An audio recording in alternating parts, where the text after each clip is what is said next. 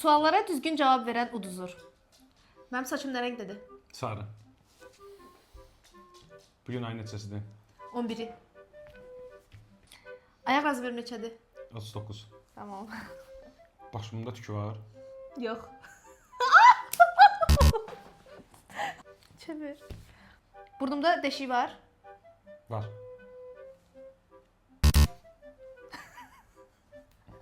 Var. Həftənin neçənci gündür? 3. Aa içti. Üçüncü günü de bugün. Aa iyi ciddi.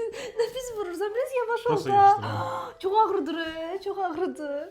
Evimizde sarı renkli eşya var. Var. Oh shit. Oh. Evdə heç saxlayırıq? Yox. Evimizde bitki var. Yoxdur. Var axı. Yox, evimizde bitki var bizim. O var nədir bəs? Onlar bitki Değil mi? değil. O bitkidir. Oh! Uduzdum söz.